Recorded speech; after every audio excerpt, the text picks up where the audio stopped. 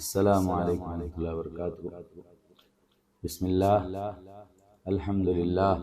والصلاة والسلام علی رسول اللہ، واشہد ان لا الہ الا اللہ وحدہ لا شریک لہ، واشہد ان محمدا عبدہ ورسولہ، اما بعد۔ ہماری اس مجلس کا موضوع ہے علم دین سیکھنے کی اہمیت و فضیلت اور ضرورت۔ یقیناً یہ بہت ہی اہم موضوع ہے، کیونکہ یہ علم دین سے متعلق موضوع ہے اور علم دین سیکھنے سے متعلق موضوع ہے، اور علم دین وہ علم ہے جو سب سے افضل علم ہے۔ علوم نافعہ بہت ہیں جن کو اللہ سبحانہ وتعالی نے لوگوں کے دلوں میں ودیت کر دیا یا مختلف طریقوں سے سکھا دیا، مگر علم دین وہ علم ہے جس کو اللہ سبحانہ وتعالی نے اپنے خاص فرشتے جبریل علیہ السلام کے ذریعے اپنے خاص نبی موسیٰ علیہ السلام پر نازل کیا ہے، تاکہ لوگ گمراہی کی تاریکی سے ہدایت کی روشنی میں آئیں اور اپنے حقیقی رب کو پہچانے اور اپنی حقیقت کو بھی جانے اور اپنے رب کے نازل کیے ہوئے دین کے مطابق زندگی گزارے اور ہمیشہ کی کامیابی و کامرانی سے ہمکنار ہو۔ علم دین کے بارے میں نبی صلی اللہ علیہ وسلم نے مثال دی ہے، اور علم دین کو علم ہدایت، اور علم دین کو یہ علم دین علم ہدایت ہے،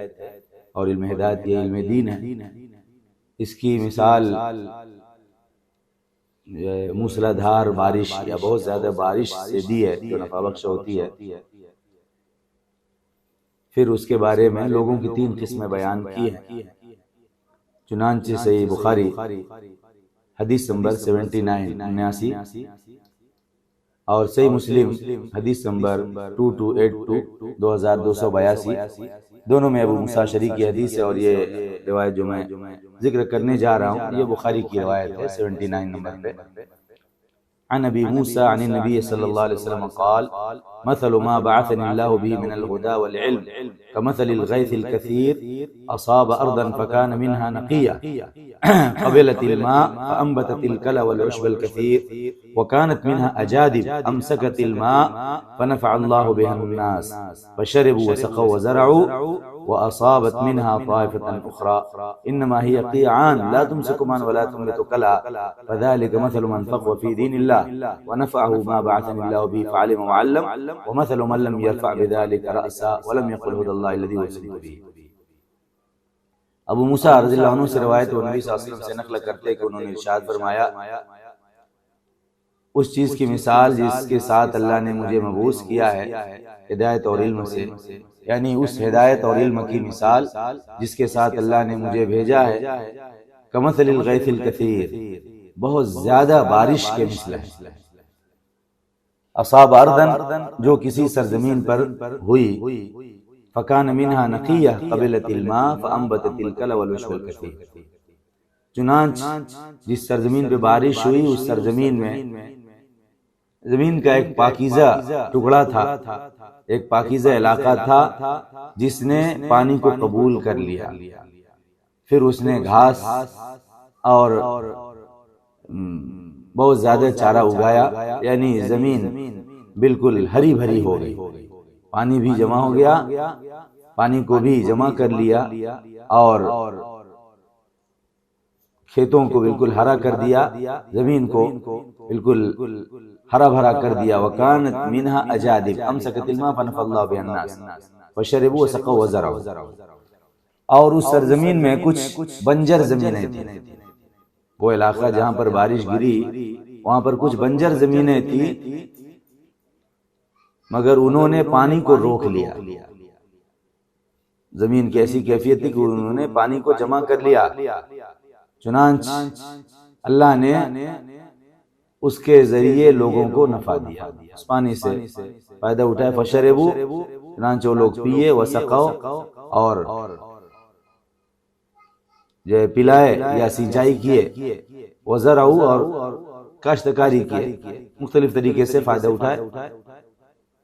وَأَصَابَتْ مِنْهَا طَائِفَةً أُخْرَى، اور اس میں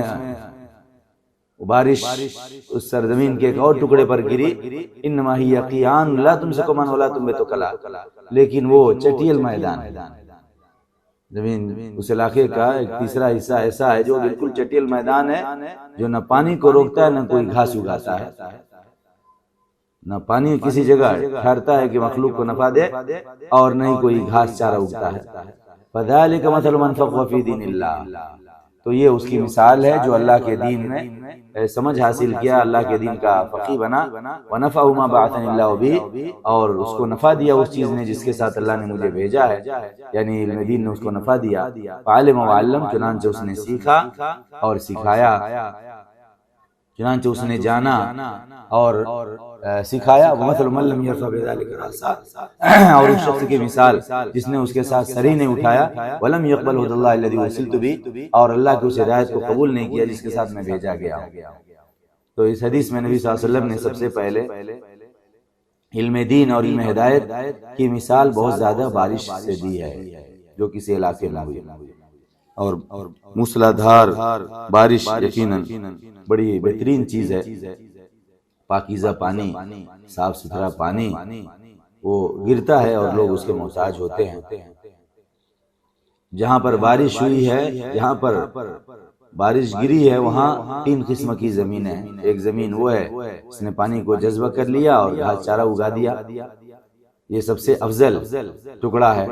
دوسرا ٹکڑا زمین کا وہ ہے جہاں بارش گری تو وہ زمین تو بنجر ہے، مگر وہاں زمین ایسی ہے جہاں پانی جمع ہو گیا اور لوگوں نے اس سے فائدہ اٹھایا، اللہ تعالیٰ نے مخلوق کو اس پانی سے فائدہ پہنچایا۔ یہ دوسرا حصہ ہے جو پہلے والے حصے کی بنسبت کم فائدہ مند ہے مگر فائدے سے خالی نہیں ہے۔ اور تیسرا حصہ وہ ہے کہ جو چٹیل میدان ہے،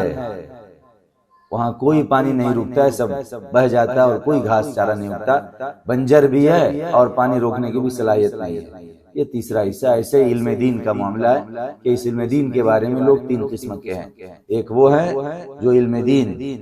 سے صرف علم دین کو سنتے نہیں بلکہ علم دین کو سیکھتے ہیں اور پھر لوگوں کو سکھاتے ہیں، علم دین سیکھتے ہیں پھر لوگوں کو سکھاتے ہیں، اور دوسرے وہ ہیں جو سیکھتے ہیں، جو سیکھ لیتے ہیں اور فائدہ اٹھاتے ہیں، اور تیسرے وہ ہیں جن کو علم دین سے کچھ لینا دینا نہیں ہوتا ہے۔ یہ مثال نبی صلی اللہ علیہ وسلم نے بیان کی ہے تاکہ ہم پہلی قسم سے بنیں، زمین کا وہ افضل حصہ جو پاکیزہ ہے، اس کے اندر صلاحیت ہے پانی کو جمع کرنے کی اور اس کے اندر صلاحیت ہے گھاس چارہ اگانے کی، یہ سب سے زیادہ فائدہ مند ہے۔ تو ہم اس قسم جیسے بنیں، اور اگر اتنا نہیں بن سکتے تو کم سے کم دوسری قسم بن جائیں کہ سیکھ لیں اور کسی کو کچھ فائدہ مل جائے، گرچہ پہلے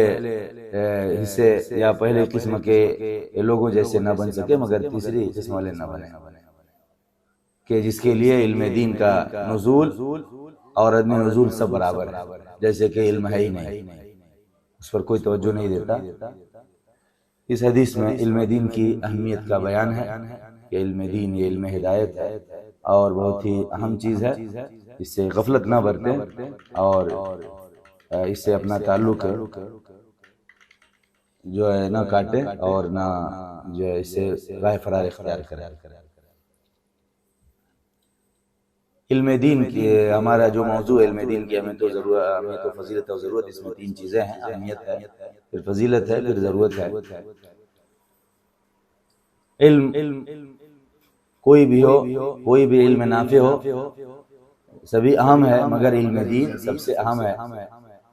اور اللہ تعالیٰ نے تنبیہ کی ہے سورۃ الزمر آیت نمبر 9 میں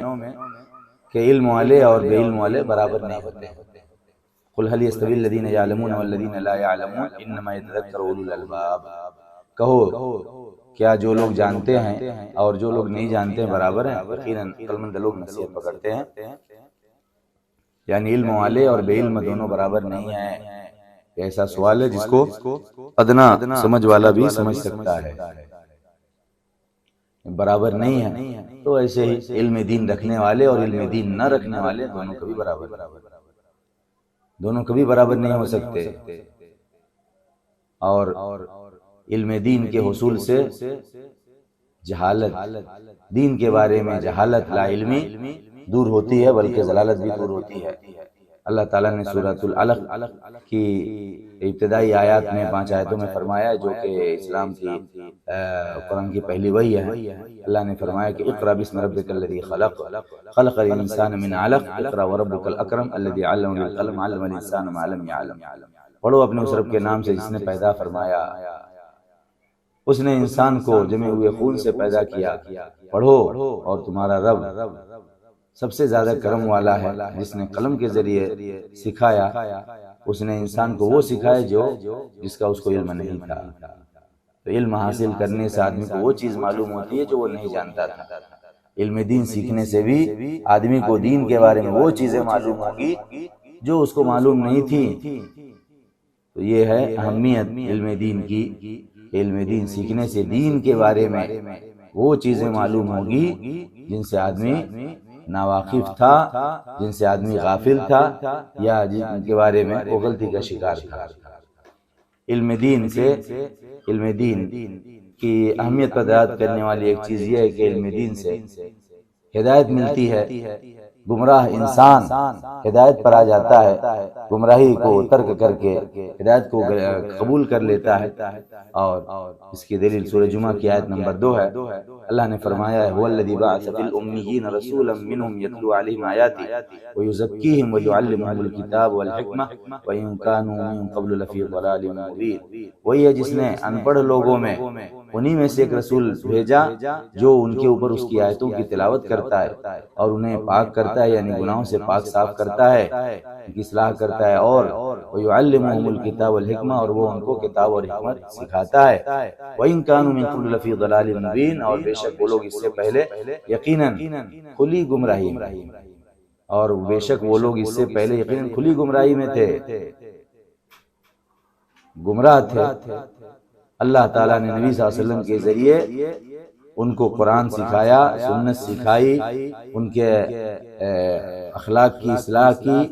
ان کو گناہوں سے پاک کیا، قرآن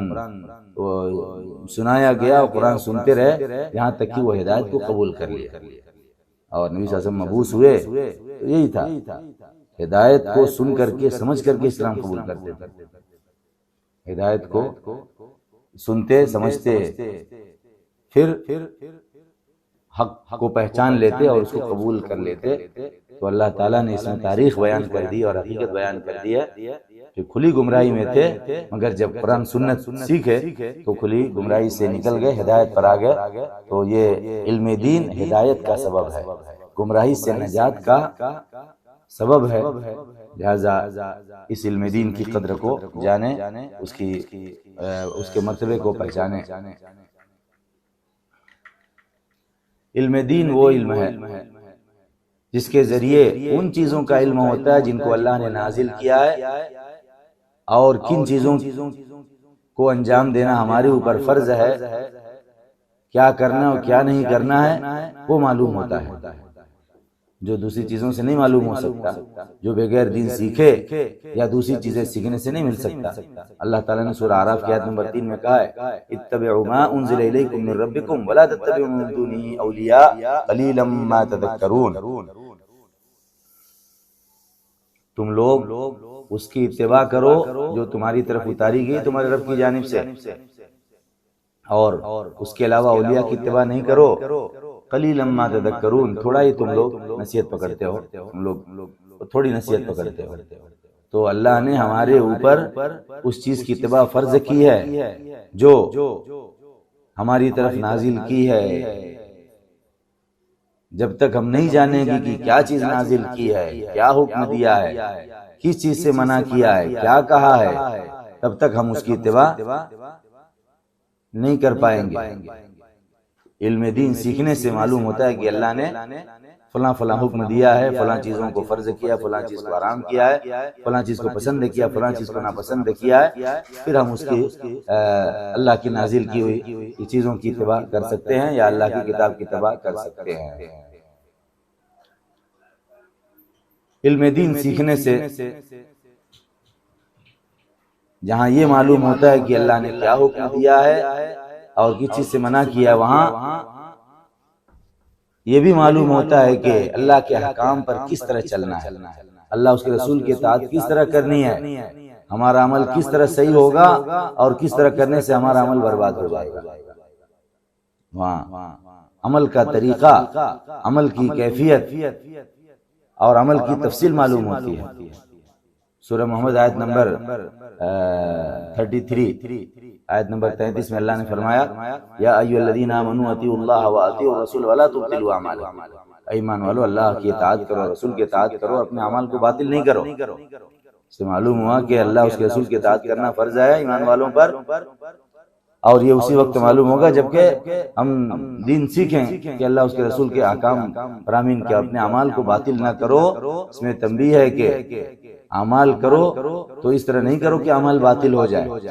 یا اعمال کر کے اعمال کو باطل نہیں کرو، اس کے لیے اس میں اعمال کی حفاظت کی دلیل ہے۔ اور یہ جب ہم سیکھیں گے، علم دین سیکھیں گے تو معلوم ہوگا کہ اعمال کس چیز کی بنا پر ضائع ہو جاتے ہیں یا کون سی چیز عمل کو برباد کر دیتی ہے۔ صحیح مسلم 1718، صحیح مسلم 1718، ان عائشہ ان رسول اللہ صلی اللہ علیہ وسلم قال من عمل عملا ليس عليه امرنا فهو رد۔ عائشہ سے روایت ہے کہ رسول اللہ صلی اللہ علیہ وسلم نے ارشاد فرمایا اس نے کوئی ایسا عمل کیا اس پر ہمارا دین نہیں ہے تو وہ مردود ہے، جس نے کوئی ایسا عمل کیا اس پر ہمارا دین نہیں ہے تو وہ مردود ہے۔ اس سے معلوم ہوا کہ کوئی بھی ایک عمل بھی ایسا کریں گے جو دین کے خلاف ہے، دین کے مطابق نہیں ہے تو مردود ہو جائے گا، قبول نہیں ہوگا۔ اس میں تنبیہ ہے، تاکید ہے، تعلیم ہے کہ جو عمل بھی کریں ہر عمل شریعت کے موافق ہونا چاہیے، اس کی ساری چیزیں شریعت کے مطابق ہونی چاہیے، تب وہ مقبول ہوگا، اور اگر وہ اس کے خلاف ہوگا تو مردود ہو جائے گا اور عمل باطل ہو جائے گا، جس سے اللہ نے منع کیا ہے کہ وَلَا تُبْطِلُوا أَعْمَالَكُمْ، اپنے اعمال کو باطل نہیں کرو۔ علم دین سیکھنے سے آدمی اللہ اس کے رسول کی مخالفت میں واقع نہیں ہوتا، لیکن اگر اس کو پتہ نہیں ہے کہ اللہ اس کے رسول کے کیا حکام ہیں تو ہو سکتا ہے کہ وہ مخالفت میں واقع ہو جائے، اس کو اس کا شعور نہ ہو۔ اللہ تعالیٰ نے سورۃ النور آیت نمبر 63 آیت نمبر 63 میں فرمایا فَلْيَحْذَرِ الَّذِينَ يُخَالِفُونَ عَنْ أَمْرِهِ أَن تُصِيبَهُمْ فِتْنَةٌ وَيُصِيبَهُمْ عَذَابٌ أَلِيمٌ۔ وہ لوگ جو اس کے حکم کی مخالفت کرتے ہیں وہ ڈر جائیں اس بات سے کہ ان کو کوئی فتنہ لاحق ہو جائے یا ان کو دردناک عذاب پکڑ لے۔ وہ لوگ ڈر جائیں جو اس کے حکم کی مخالفت کرتے ہیں، کہا گیا ہے کہ اللہ کے حکم کی، اور کہا گیا ہے کہ رسول اللہ صلی اللہ علیہ وسلم کے حکم کی، اور رسول اللہ صلی اللہ علیہ وسلم کا حکم اللہ کا ہی حکم ہے، اور جو اللہ کا حکم ہے وہ رسول اللہ صلی اللہ علیہ وسلم کا حکم ہے۔ تو یہ دو تفسیریں ہیں، مگر دونوں کا نتیجہ ایک ہے کہ جو لوگ اللہ کے حکم کی یا رسول اللہ صلی اللہ علیہ وسلم کے حکم کی مخالفت کرتے ہیں وہ ہوشیار ہو جائیں اس بات سے کہ کہیں ان کو کوئی فتنہ نہ لاحق ہو جائے اور کوئی دردناک عذاب نہ پکڑ لے۔ تو اللہ اس کے رسول کی مخالفت سے بچنے کے لیے اور اللہ اس کے رسول کی مخالفت پر جو اللہ نے دھمکی دی ہے فتنے یا دردناک عذاب کی، اس سے سلامتی کے لیے ضروری ہے کہ ہم علم دین سیکھیں تاکہ ہم کوئی ایسا قدم نہ اٹھائیں، کوئی ایسی بات نہ بول دیں، کوئی ایسا کام نہ کر دیں جس کے ذریعے ہم اللہ اس کے رسول کی مخالفت میں پڑ جائیں اور کسی فتنے یا عذاب دردناک عذاب کا شکار ہو جائیں۔ کچھ علم دین سیکھنے کی اہمیت پر دلالت کرنے والی چیزیں تھیں۔ ابھی علم دین کی فضیلت سے متعلق کچھ باتیں ہیں، ذکر کرنا مناسب سمجھتا ہوں۔ دین سیکھنا یہ دنیا کمانے سے، مال جمع کرنے سے زیادہ بہتر ہے، گرچہ انسان فقیر ہو، محتاج ہو، مسکین ہو۔ دین سیکھنا دنیا طلبی سے اور دنیا کسبی سے زیادہ بہتر ہے، گرچہ آدمی کو مال کمانے کی حاجت ہو، گرچہ آدمی فقیر یا مسکین ہو، محتاج ہو، پھر بھی طلب علم میں مشغول رہنا اس کے لیے زیادہ خیر ہے۔ صحیح مسلم حدیث نمبر 803 عن عقبة بن عامر قال خرج رسول الله صلى الله عليه وسلم ونحن في الصفة فقال أيكم يحب أن يغدو كل يوم إلى بطحان وإلى العقيق فيأتي منه بناقتين قوماوين في غير إثم ولا قد رعد فقلنا يا رسول الله نحب ذلك قال فلا يغدو أحدكم إلى المسجد فيعلم ويقرأ آيتين من كتاب الله عز وجل خير له من ناقتين وثلاث خير له من ثلاث وأربع خير له من أربع ومن أعدادهن من الإبل۔ عقبہ بن عامر سے روایت ہے انہوں نے کہا کہ رسول اللہ صلی اللہ علیہ وسلم باہر نکلے اس حال میں کہ ہم صفہ میں ہیں، یعنی عقبہ بن عامر یہ اہل صفہ میں سے تھے اور صفہ میں اپنے ساتھیوں کے ساتھ تھے۔ رسول اللہ صلی اللہ علیہ وسلم اپنے حجرے سے باہر تشریف لائے، اہل صفہ سے مخاطب ہوئے، فقال ایکم یحب ان یغدو کل یوم الی بطحان الی العقیق، تم میں سے کون ہے جو یہ پسند کرتا ہے کہ ہر دن وادی بطحان یا وادی عقیق جائے اور وہاں سے بغیر کسی گناہ کے اور بغیر کوئی خاندانی رشتہ داری کاٹے دو موٹے کوہانوں والی دو اونٹنیاں لے کے آئے۔ وادی بطحان یا وادی عقیق مدینہ قریب دو وادیاں ہیں، کہا کہ مدینہ کے قریب جا کر کے آدمی مفت میں دو موٹی اونٹنیاں جن کے کوہان موٹے ہیں ان کو لے کر کے آئے۔ کون پسند کرتا ہے یہ؟ نبی صلی اللہ علیہ وسلم مخاطب ہیں اصحاب صفہ سے جن کے پاس کچھ نہیں ہے۔ قلنا، ہم نے عرض کیا، وہ بن عامر کہتے ہیں ہم نے عرض کیا یا رسول اللہ نحب ذلک، ہم لوگ اس کو پسند کرتے ہیں، مال کے محتاج ہیں تو مال پسند کریں گے۔ اللہ کے رسول ہم اس کو پسند کرتے ہیں۔ نبی صلی اللہ علیہ وسلم نے فرمایا افلا یغدو احدکم الی المسجد، کیا تم میں سے کوئی مسجد نہیں جائے گا؟ فیعلم ویقرأ آیتین من کتاب اللہ عز وجل خیر له من ناقتین، پھر وہاں کتاب اللہ عز وجل کی دو آیتیں جانے یا پڑھے یعنی سیکھے جو اس کے لیے دو اونٹنیوں سے زیادہ بہتر ہے، اور تین اس کے لیے تین سے زیادہ بہتر ہے، اور چار اس کے لیے چار سے زیادہ بہتر ہے، اور جتنی تعداد میں اونٹنیاں ہیں اتنی تعداد میں آیتیں اونٹنیوں سے زیادہ بہتر ہے۔ اس میں نبی صلی اللہ علیہ وسلم نے اصحاب صفہ کو ترغیب دی، موٹی اونٹنیاں پسند کرتے مفت مل جائے، ان سے زیادہ بہتر ہے کہ تم مسجد میں جا کر کے دو آیتیں سیکھ لو، تین اٹھنی چاہیے تو تین آیتیں سیکھ لو، چار چاہیے تو چار سیکھ لو۔ یہ علم دین یا قرآن کی تعلیم، علم دین میں سے علم قرآن یہ زیادہ بہتر ہے دنیا کے مال سے۔ اور اصحاب صفہ کی حالت یہ ہے کہ وہ مال کے سخت محتاج ہیں،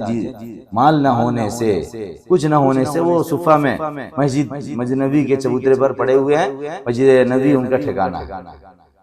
ایسی محتاج جماعت سے نبی صلی اللہ علیہ وسلم مخاطب ہو کر کے بولے ہیں کہ کیا تم میں سے کوئی مسجد نہیں جائے گا کہ دو آیت کتاب اللہ عز و جل کی دو آیت کا علم حاصل کرے یا پڑھے، جو اس کے لیے دو اٹھنیوں سے زیادہ بہتر۔ معلوم ہوا کہ طلب علم دین سیکھنا یہ مال کمانے سے زیادہ بہتر ہے، گرچہ آدمی محتاج ہو۔ دین سیکھنے کی فضیلتوں میں سے ایک فضیلت یہ ہے کہ اللہ نے اس کی ترغیب دی اور نبی صلی اللہ علیہ وسلم نے خوشخبری سنائی ہے کہ جو بھی دین کی سمجھ حاصل کرنے کی کوشش کرتا ہے، دین کا فقیہ بنتا ہے، اللہ اس کے ساتھ خیر کا ارادہ کرتا ہے۔ صحیح بخاری 7312 7312 نمبر کی حدیث ہے۔ معاویہ بن ابی سفیان رضی اللہ عنہ سے روایت ہے، انہوں نے کہا سمعت النبی صلی اللہ علیہ وسلم یقول، میں نے نبی صلی اللہ علیہ وسلم کو فرماتے ہوئے سنا ہے، من یرید اللہ بہ خیر یفقہہ فی الدین، وہ شخص جس کے ساتھ اللہ خیر کا ارادہ کرتا ہے اسے دین کا فقیہ بناتا ہے، اسے دین کا فقیہ بناتا ہے۔ تو علم دین سیکھنا اللہ کے ارادے خیر کو حاصل کرنے کی کوشش کرنا ہے۔ جو فقیہ فی الدین بنا گویا کہ اللہ نے اس کے ساتھ خیر کا ارادہ کیا ہے، اور اللہ کا خیر کتنا بڑا ہے، کتنا وسیع ہے، صرف دنیا تک کے لیے یا آخرت کے لیے ہے یا دونوں جگہ کے لیے ہے، کوئی نہیں جانتا اللہ کے علاوہ۔ اللہ تعالیٰ جس کو جتنا چاہے گا خیر دے گا، مگر دین سیکھنا اللہ کے خیر کی علامت، اور علم دین یہ اللہ کے خیر کے حصول کا وسیلہ اور ذریعہ ہے۔ تو یہ فقہ فی تفقہ فی الدین، دین سیکھنے اور دین کی سمجھ حاصل کرنے کی یہ بڑی فضیلت ہے۔ اور اللہ نے قرآن میں سورۃ توبہ آیت نمبر 122 میں ترغیب بھی دی ہے، فلولا نفر من کل فرقۃ منهم طائفۃ ليتفقهوا فی الدین، ہر جماعت میں سے کوئی جماعت کیوں نہیں باہر نکلتی تاکہ دین کی سمجھ حاصل کرے، وَلِيُنذِرُوا قَوْمَهُمْ إِذَا رَجَعُوا إِلَيْهِمْ لَعَلَّهُمْ يَحْذَرُونَ، اور تاکہ اپنی قوم کو ڈرائے جب وہ ان کی طرف لوٹے، امید ہے کہ وہ ڈریں گے۔ تو دین سیکھنے سے، علم دین حاصل کرنے سے آدمی اللہ کے دین کا فقیہ بنتا ہے، اور فقیہ بننا یہ بڑے مرتبے کی بات ہے، اللہ نے ترغیب بھی دی ہے اور اللہ کا خیر اس کو ملتا ہے۔ علم دین سیکھنا، علم دین سیکھنے سے آدمی عالم بنتا ہے، اور علم دین سیکھنے سے اللہ کی خشیت، اللہ کا ڈر اس کے دل میں پیدا ہوتا ہے۔ اللہ نے سورہ فاطر آیت نمبر 28 میں فرمایا ہے انما یخشی اللہ من عباد العلماء ان اللہ عزیز غفور، یقیناً اللہ سے اس کے بندوں میں سے علم والے ہی ڈرتے ہیں، بے شک اللہ انتہائی غلبے والا، انتہائی بخشنے والا ہے۔ یہ بڑی فضیلت ہے کہ علم دین سیکھنے سے علم والا انسان اللہ سے ڈرنے والا بن جاتا ہے، اس کے دل میں اللہ کا خوف بڑھ جاتا ہے،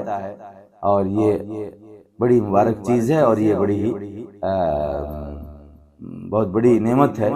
کہ اللہ کا ڈر دل میں پیدا ہو جائے، پھر امید ہے کہ اللہ سے ڈرنے والا اللہ کے احکام پر چلے گا۔ یہ علم دین سیکھنے والوں کے لیے ہے۔ علم دین سیکھنے سے آدمی خواہشات نفس کی اتباع سے دور ہوتا ہے۔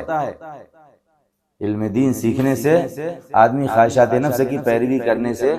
دور ہو جاتا ہے، اور علم دین سیکھنے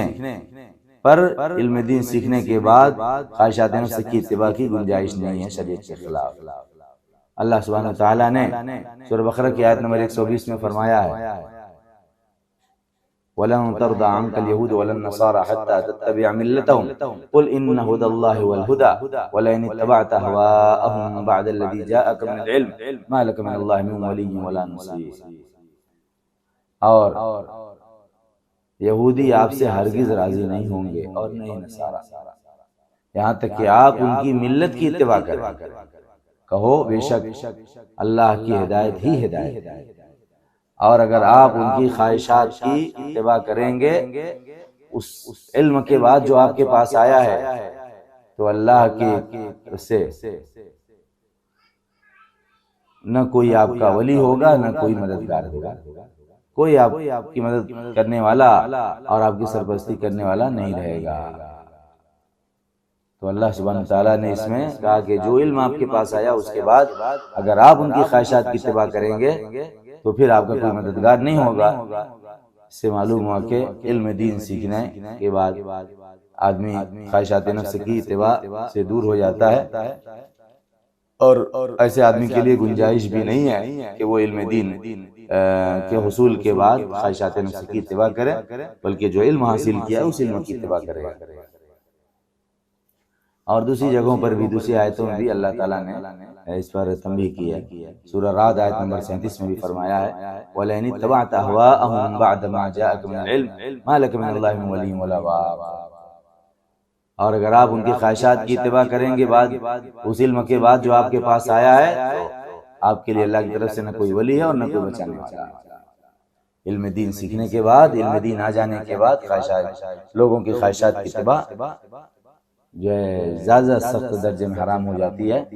ویسے کسی کے لیے بھی شریعت کے خلاف خواہشات نفس کی اتباع کی گنجائش نہیں ہے، مگر جس کے پاس علم ہے، علم ہدایت ہے، علم حق ہے،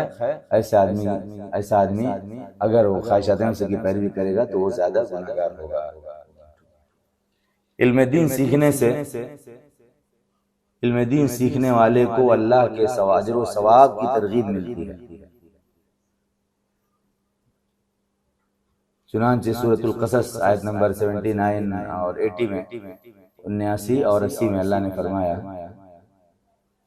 کہ قال الذين يريدون الحياة الدنيا يا ليت لنا مثل ما أوتي قارون إنه لذو حظ عظيم وقال الذين أوتوا العلم ويلكم ثواب الله خير لمن آمن وعمل صالحا ولا يلقاها إلا الصابرون، کہ ان لوگوں نے جو دنیاوی زندگی چاہتے ہیں کہا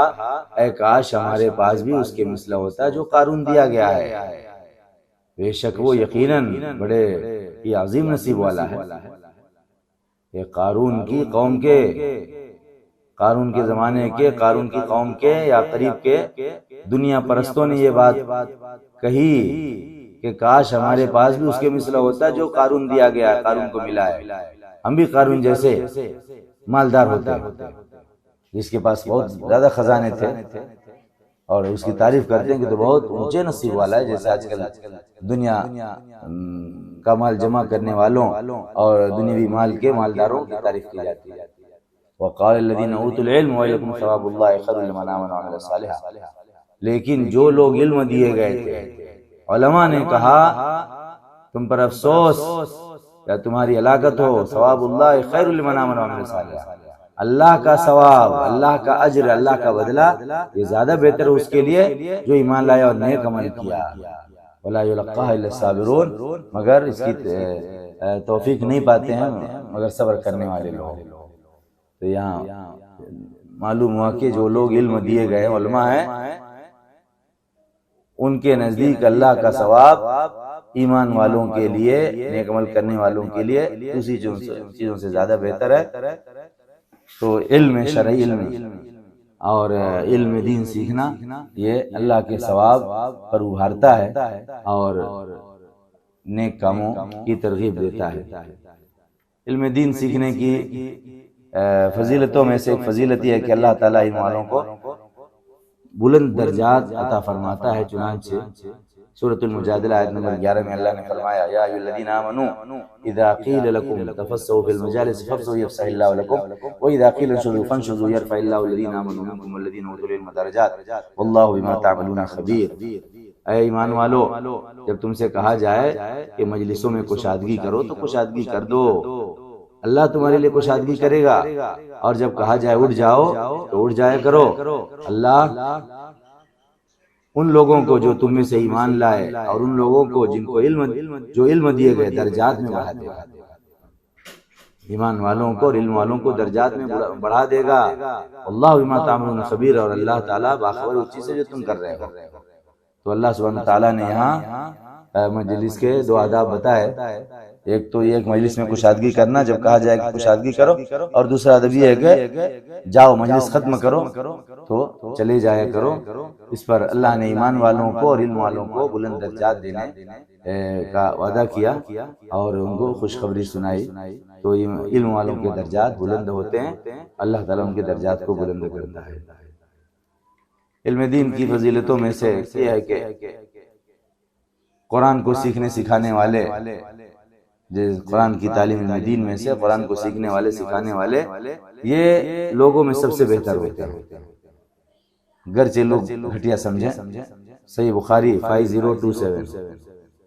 صحیح بخاری 5027 5027 میں نبی عثمان رضی اللہ عنہ سے روایت ہے، نبی صلی اللہ علیہ وسلم سے نقل کرتے انہوں نے ارشاد فرمایا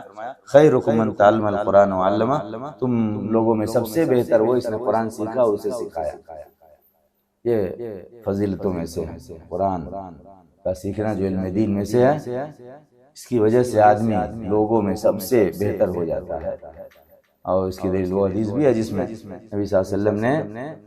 سب سے زیادہ قرآن پڑھنے والے کو، کتاب اللہ پڑھنے والے کو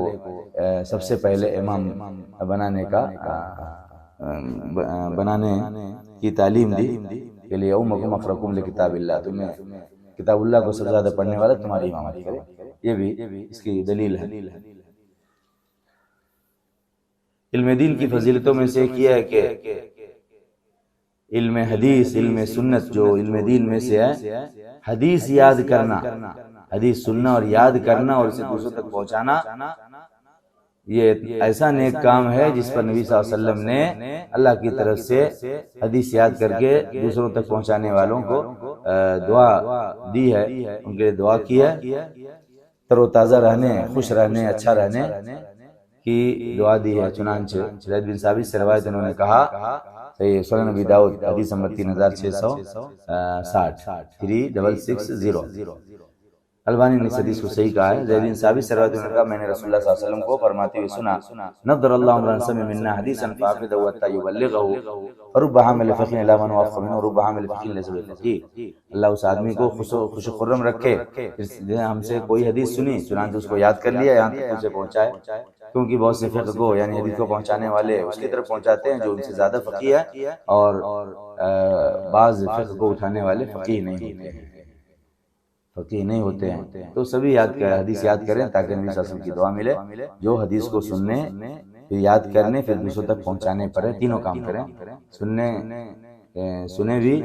اور یاد بھی کریں اور دوسروں تک پہنچائیں۔ علم دین کی فضیلتوں میں سے ایک فضیلت یہ بھی ہے جو دوسرے علوم نافعہ پر بھی ہے انشاءاللہ، کہ وہ شخص ہے جس کے علم سے دنیا میں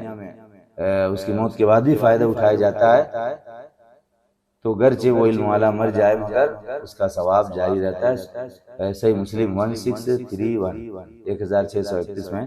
ابو ہریرہ سے روایت ہے کہ رسول اللہ صلی اللہ علیہ وسلم نے ارشاد فرمایا، اذا مات الانسان انقطع عنه عمله الا من ثلاث، الا من صدقة جاریہ وعلم ينتفع به او ولد صالح يدعو له۔ جب انسان مر جاتا ہے تو اسے اس کا عمل کٹ جاتا ہے، عمل بند ہو جاتا ہے، مگر تین چیزوں کی وجہ سے، مگر صدقہ جاریہ کی وجہ سے، یا اس علم کی وجہ سے جس سے فائدہ اٹھایا جائے، یعنی اولاد کی وجہ سے جو اس کے لیے دعا کرے۔ تو اس میں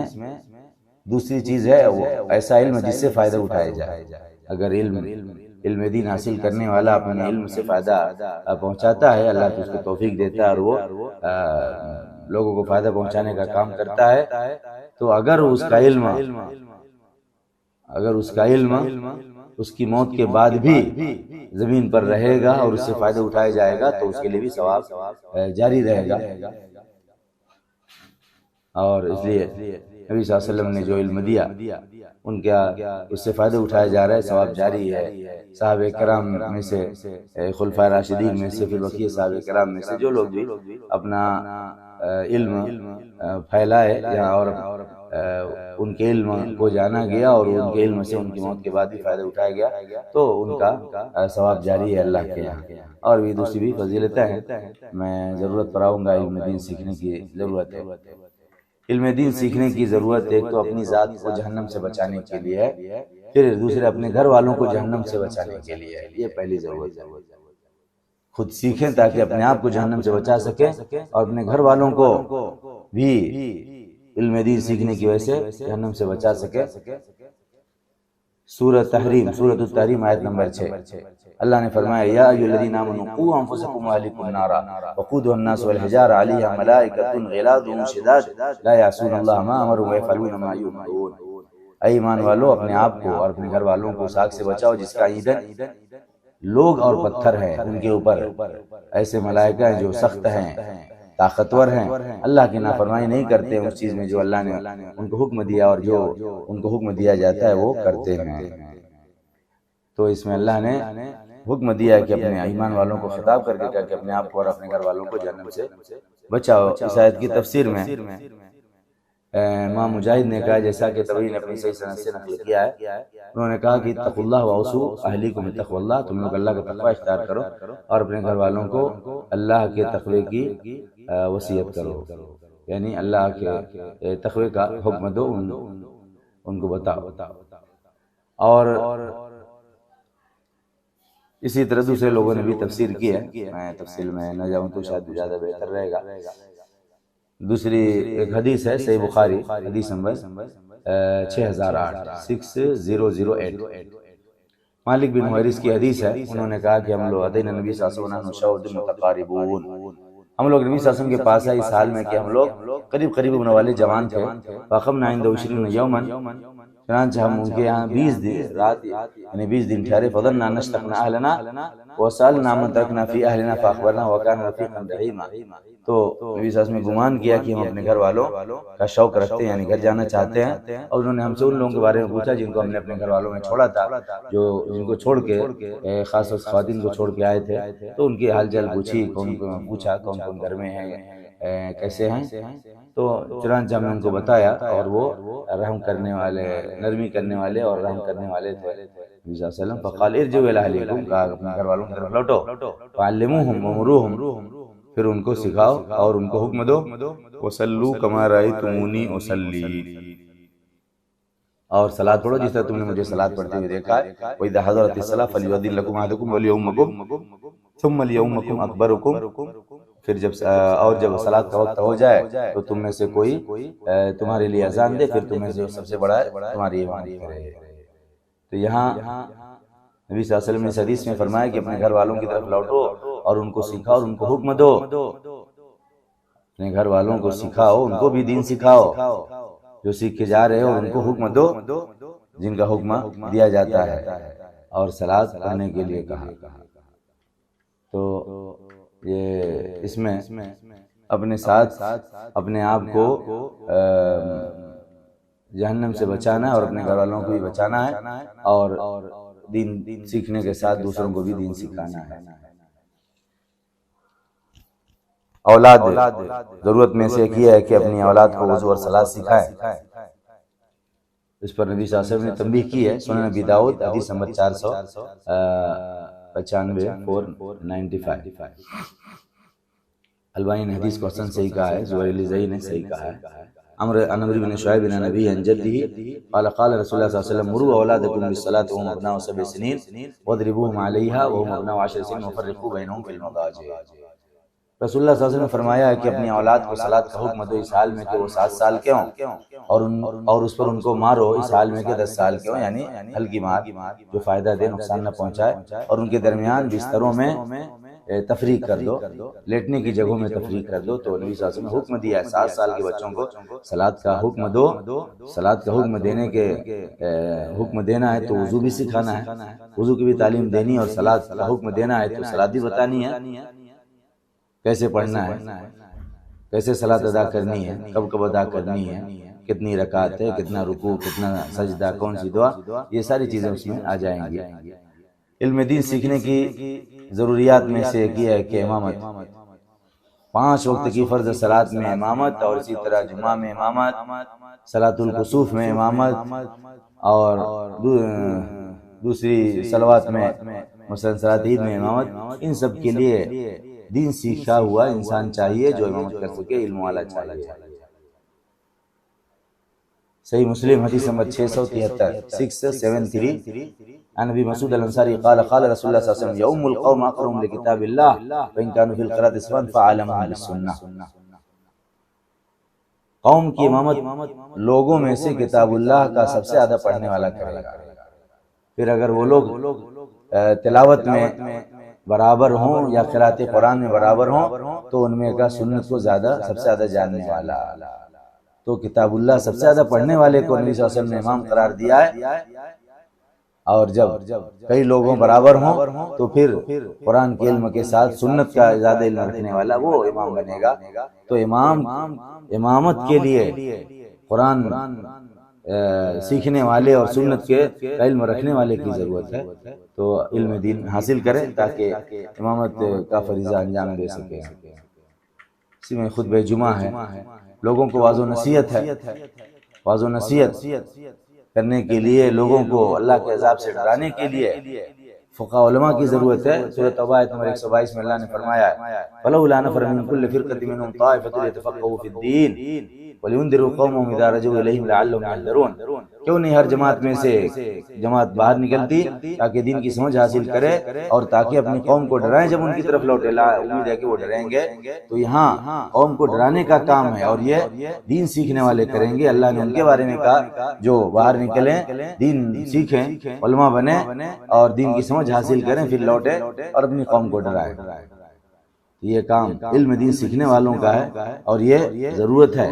کہ لوگوں کو اللہ کے عذاب سے ڈرانے کے لیے علماء تیار کیے جائیں جو ان کو ڈرائیں، اور جب علماء نہیں پیدا ہوں گے تو کوئی ڈرانے والا بھی نہیں، اور پھر برائی بڑھتی جائے گی۔ لوگوں کو دین سکھانے کے لیے، قرآن سنت سکھانے کے لیے علم دین سیکھنے کی ضرورت ہے۔ علم دین سکھائیں گے تو سیکھنے والوں کی ضرورت پوری ہوگی، اور علم دین سکھانے سے علماء اور معلمین پیدا ہوں گے۔ 2 بڑے قصے ہیں، کہ بڑا قصہ ہے، 2 قصے ہیں، بڑا ایک چھوٹا ہے۔ چھوٹا قصہ میں ذکر کروں گا، صحیح مسلم حدیث نمبر 2419 2419 عن انس ان اهل اليمن قدموا على رسول الله صلى الله عليه وسلم فقالوا ابعث معنا رجلا يعلمنا السنه والاسلام قال فاخذ بيد ابي عبيده فقال هذا من هذه الامه۔ انس سے روایت ہے کہ اہل یمن رسول اللہ صلی اللہ علیہ وسلم کے پاس آئے اور عرض کیا کہ آپ ہمارے ساتھ ایک ایسے آدمی کو بھیجیے جو ہم کو سنت اور اسلام سکھائے۔ نبی صلی اللہ علیہ وسلم نے ابو عبیدہ کا ہاتھ پکڑا اور کہا کہ یہ اس امت کے امین ہے، یعنی ان کو لے جاؤ۔ تو دین سیکھنے کے لیے عالم ہونا چاہیے، اور دین لوگوں کو دین سکھائیں، سنت اسلام سکھائیں۔ یہ لوگ یمن والے مدینہ آ کر کے آدمی مانگ رہے، مولوی مانگ رہے ہیں، تو علم دین سکھانے کے لیے علماء پیدا کرنے کی ضرورت ہے۔ نبی صلی اللہ علیہ وسلم کے طلبہ میں علماء بھی تھے جن کو نبی صلی اللہ علیہ وسلم ضرورت کے وقت بھیجتے تھے۔ اس واقعے میں ابو عبیدہ عامر بن جراح رضی اللہ عنہ کو بھیجا تھا۔ اسی طرح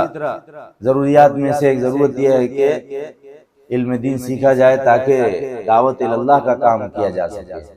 امر بالمعروف اور نہی منکر کا فریضہ انجام دیا جا سکے، اللہ کی طرف بلائیں، بھلائی کا حکم دیں، برائی سے روکیں۔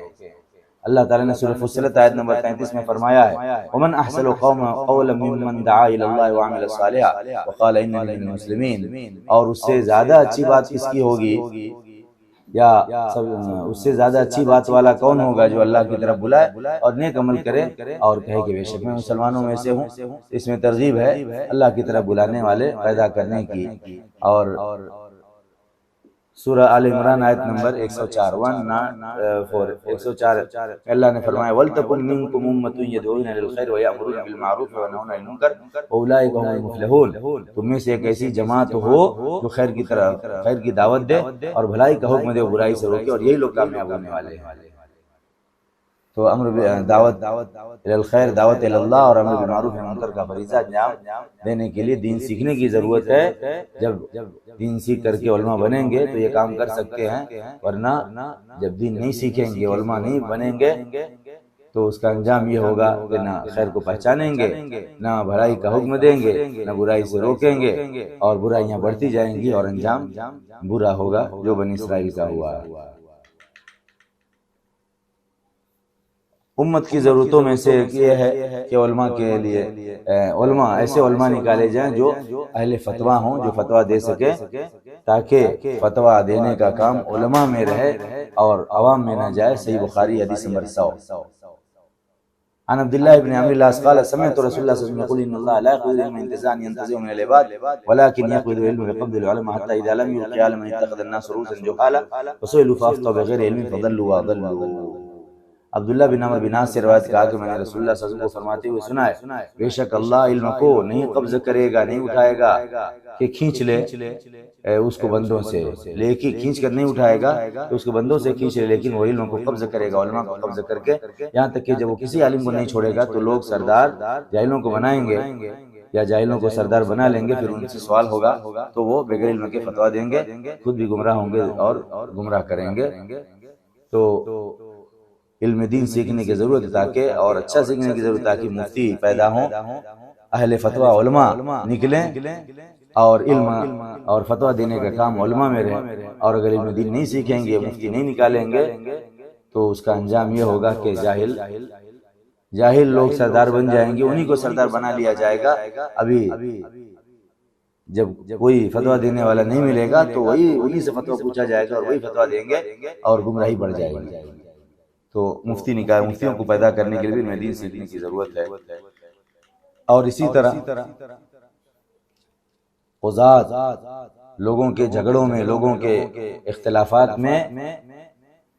فیصلہ کرنے والے علماء کی ضرورت ہے، جن کو قاضی کہا جاتا ہے، ان کی بھی ضرورت ہے تاکہ اللہ کے حکم کے مطابق، اللہ کی وحی کے مطابق، اللہ کی کتاب کے مطابق، سنت کے مطابق ان کے درمیان فیصلہ ہو سکے۔ اللہ تعالیٰ نے سورہ نساء کی آیت نمبر 59 میں فرمایا یا ایھا الذین آمنوا اطیعوا اللہ واطیعوا الرسول واولی الامر منکم فإن تنازعتم فی شیء فردوه الی اللہ ورسولہ ان کنتم تؤمنون باللہ والیوم الآخر ذلک خیر واحسن تأویلا۔ اے وہ لوگ جو ایمان لائے ہو، اللہ کی اطاعت کرو، رسول کی اطاعت کرو، اور تم میں سے جو حکمراں ان کی، پھر اگر تم کسی چیز میں تم آپس میں جھگڑ پڑو تو اللہ رسول کی طرف پھیرو، اس کو پھیرو۔ اگر تم اللہ اور روز آخر پر ایمان رکھتے ہو، یہ انجام کے لحاظ سے سب سے بہتر ہے اور سب سے اچھا ہے۔ یہاں جھگڑے میں اللہ اور رسول کی طرف پھیرنے کے لیے کہا، اور اللہ رسول کی طرف پھیرنے کا طریقہ یہ ہے کہ اللہ رسول کے احکام و فرامین جاننے والے ہوں، جن کے سامنے مسئلہ پیش کیا جائے تو قرآن سنت سے، اللہ اس کے رسول کے احکام سے فیصلہ کر سکیں، بغیر کتاب و سنت کے فیصلہ نہیں کر سکتے۔ اور اللہ نے سورہ مائدہ کی آیت نمبر 44 میں فرمایا وَمَن لَّمْ يَحْكُم بِمَا أَنزَلَ اللَّهُ فَأُولَٰئِكَ هُمُ الْكَافِرُونَ، اور جو لوگ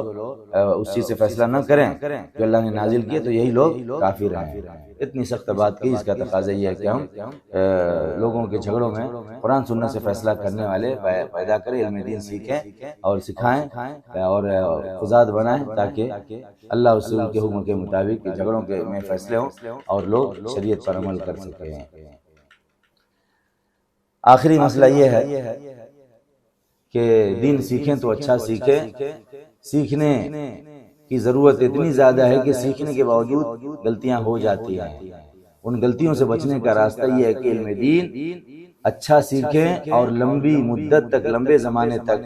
سیکھیں، لمبی مدت تک سیکھیں، تاکہ جو غلطیاں ہو جاتی ہیں یا جو دقیق مسائل ہیں، باریک مسائل ہیں، ان پر تنبیہ ہو سکے اور معلم کے ساتھ رہتے رہتے جہالت دور ہوتی رہے، علم ملتا رہے، غلطیوں کی اصلاح ہوتی رہے۔ چنانچہ صحیح بخاری حدیث نمبر 6632 میں عمر بن خطاب کا قصہ ہے۔ عبداللہ بن ہشام کہتے ہیں کنا مع نبی صلی اللہ علیہ وسلم وآخذ بید عمر بن خطاب، ہم لوگ نبی صلی اللہ علیہ وسلم کے ساتھ تھے اس حال میں کہ وہ عمر بن خطاب کا ہاتھ پکڑے ہوئے تھے۔ فقال عمر، چنانچہ عمر نے ان سے کہا یا رسول اللہ کے رسول، انت احب الی من کل شیء الا من نفسی، اللہ کے رسول یقیناً آپ میرے نزدیک ہر چیز سے زیادہ محبوب ہیں سوائے میری جان کے۔ نبی صلی اللہ علیہ وسلم نے فرمایا لا، نہیں، والذی نفسی بیدی حتی اکون احب الیک من نفسی، قسم ہے اس کی جس کے ہاتھ میں میری جان ہے، یہاں تک کہ میں تمہارے نزدیک تمہاری جان سے زیادہ محبوب ہو جاؤں۔ فقال عمر، تو عمر نے ان سے کہا فإنه الآن والله الآن احب الی من نفسی، تو یقیناً اب اللہ کی قسم آپ میرے نزدیک میری جان سے زیادہ محبوب ہے۔ فقال نبی صلی اللہ علیہ وسلم الآن یا عمر، نبی صلی اللہ علیہ وسلم نے فرمایا اب اے عمر، یعنی اب تمہارا ایمان صحیح ہوا۔ یہ دیکھیے عمر بن خطاب کا قصہ ہے، نبی صلی اللہ علیہ وسلم کے ساتھ کثرت سے رہنے والے، لمبی صحبت پانے والے، اور ایمان کے مسئلے میں ایک چیز ان سے چھوٹ رہی تھی جو انہوں نے ذکر کر دیا کہ اللہ کے رسول آپ میری جان کے علاوہ ہر چیز سے زیادہ محبوب ہیں، تو نبی صلی اللہ علیہ وسلم نے ان کو وہاں پر ٹوکا اور ان کی اس بات کا انکار کیا اور ان کو صحیح چیز بتائی کہ نہیں، قسم اس کی اس کے ہاتھ میں میری جان، یہاں تک کہ میں تمہاری جان سے زیادہ تمہارے نزدیک محبوب ہو جاؤں۔ تو انہوں نے اپنی غلطی سے رجوع کر لیا اور فوراً پھر اپنی جان سے زیادہ نبی صلی اللہ علیہ وسلم سے محبت کرنے والے بن گئے۔ تو نبی صلی اللہ علیہ وسلم نے ان کی تصحیح کی۔ یہ سیکھنے والے کے ہاں غلطی کا مسئلہ ہے۔ ایسے عمر بن خطاب کا ایک دوسرا قصہ ہے جس میں وہ اپنے باپ کی قسم کھا گئے جبکہ اسلام میں اس کی کوئی گنجائش نہیں ہے۔ چنانچہ مسند احمد حدیث نمبر 4548 اس میں عبداللہ بن عمر سے روایت ہے کہ رسول اللہ صلی اللہ علیہ وسلم نے عمر کو سنا اس حال میں کہ کہہ رہے تھے وَأَبِي، میرے باپ کی قسم، میرے باپ کی قسم۔ نبی صلی اللہ علیہ وسلم فرمایا ان اللہ عز وجل ینہاکم ان تحلفوا بآبائکم، بے شک اللہ عز وجل تم لوگوں کو اس بات سے منع کرتا ہے کہ تم اپنے باپوں کی قسم کھاؤ۔ قال عمر فواللہ ما حلفت بهذاك اليوم الآخرة، انہوں نے کہا تو اللہ کی قسم، تو اللہ کی قسم میں یہ قسم نہیں کھایا، نہ یاد کرتے ہوئے اور نہ نقل کرتے ہوئے، نہ خود کھایا نہ کسی اور کی اس جیسی قسم نقل کی۔ اور یہ حدیث ہے بخاری مسلم میں بھی ہے، بخاری 6647 اور مسلم 1646، بخاری 6647، مسلم 1646۔ اس میں عمر نے کہا ہے کہ جب نبی صلی اللہ علیہ وسلم کو ٹوک دیا تو عمر نے کہا اللہ کی قسم ما حلفت بمنذ سمعت رسول اللہ صلی اللہ علیہ وسلم ذکر الاسرا، جب سے رسول اللہ صلی اللہ علیہ وسلم نے منع کیا ہے اس قسم سے تو میں نے اس کے یعنی باپ دادا کی قسم نہیں کھائی، نہ یاد کرتے ہوئے، نہ اپنی طرف سے اور نہ کسی اور سے نقل کرتے ہوئے۔ یہ یہاں بھی ایک چیز میں عمر بن خطاب سے چوک ہو رہی تھی، باپ کی قسم کھا رہے تھے جبکہ نبی صلی اللہ علیہ وسلم نے اسے منع کرتے تھے مگر عمر نہیں جانتے تھے۔ کتنا ایک لمبا قصہ ہے، صحیح بخاری حدیث نمبر 2687، اس میں ام العلا رضی اللہ عنہ کا قصہ ہے۔ میں پورا قصہ نقل نہیں کروں گا۔ ان کے ہجرت کے بعد جب مہاجرین کو انصار کے گھروں میں بھائی چارگی بھائی چارہ قائم کر کے دیا گیا تو اس میں عثمان بن عفان عثمان بن مظعون رضی اللہ عنہ ام العلا انصاری رضی اللہ عنہ کے گھر گئے اور وہاں رہتے تھے، پھر بیمار ہو کر کے وفات پا گئے تو بہرحال تجہیز و تکفین کی گئی، رسول اللہ صلی اللہ علیہ وسلم ان کے ہاں تشریف لائے، جب ان کو کفن میں ڈال دیا گیا ام العلا کہتی ہیں کہ ہمارے اوپر رسول اللہ صلی اللہ علیہ وسلم داخل ہوئے تو میں نے کہا رحمت اللہ علیہ والصائب شہادتی علیک لقد اکرمک اللہ، اے ابو الصائب، عثمان بن مظعون کی کنیت ہے، اے ابو الصائب آپ پر اللہ کی رحمت ہو، میری گواہی آپ کے بارے میں یہ ہے کہ اللہ نے آپ کی عزت کی ہے، میری گواہی آپ کے بارے میں یہ ہے کہ یقیناً اللہ نے آپ کی عزت کی ہے۔ نبی صلی اللہ علیہ وسلم نے کہا تم کو کیا پتا کہ اللہ نے ان کی عزت کی ہے، تم کو کیا پتا کہ اللہ نے ان کی عزت کی ہے، تو غیب کا معاملہ ہے۔ ام العلا نے کہا مجھے نہیں معلوم، میرے ماں باپ آپ قربان جائیں اللہ کے رسول اللہ صلی اللہ علیہ وسلم فرمایا عثمان یقیناً اللہ کی قسم ان کو موت آ چکی اور بے شک میں ان کے لیے خیر کی امید کرتا ہوں، اللہ کی قسم مجھے نہیں معلوم حالانکہ میں اللہ کا رسول ہوں کہ ان کے ساتھ کیا ہوگا۔ یہ تنبیہ کی۔ ام العلا نے کہا اللہ کی قسم میں اب کبھی بھی اس کے بعد کسی کی پاکی نہیں بیان کروں گی، اور اس چیز نے مجھ کو غمگین کر دیا۔ تو کہا کہ پھر میں سوئی اور میں نے دیکھا کہ عثمان بن مظعون کا ایک چشمہ جاری ہے، تو میں رسول اللہ صلی اللہ علیہ وسلم کے پاس آئی اور میں نے ان کو خواب بتایا تو کہا کہ یہ ان کا عمل ہے، یہ نہر جیسا چشمہ جیسا جو پانی بہہ رہا ہے یہ ان کا عمل ہے، یعنی بہت زیادہ عبادت گزار تھے، انہیں عمل کرنے والے تھے، اسلام لائے، ہجرت کیے، پھر اس کے بعد تکلیفیں اٹھا کر کے بیمار ہو کر کے وفات پا گئے، خیر ہی خیر تھا اور عبادت بہت زیادہ کرتے تھے۔ تو ام العلا سے ایک چیز میں چوک ہو گئی، یہ غیب کے بارے میں کہہ دیا کہ اللہ نے ان کی عزت کی ہے، اور یہ غیب کی چیزیں نہیں بول سکتی تھی مگر ان کی زبان پر آ گیا۔ نبی صلی اللہ علیہ وسلم نے ان کو پکڑا اور نبی صلی اللہ علیہ وسلم نے ان کو ٹوک دیا اور کہا کہ میں اللہ کا رسول ہوں، پھر بھی اللہ کی قسم مجھے نہیں معلوم کہ کیا ہوگا، یہ غیب کی چیز ہے، اور کہا میں ان کے لیے خیر کی امید کرتا ہوں۔ خیر کی امید کر سکتے لیکن گواہی نہیں دے سکتے۔ ہمارے یہاں اردو میں بولتے ہیں کہ فلاں اللہ کے پیارے ہو گئے، یہ بھی غلط جملہ ہے، نہیں بولنا چاہیے۔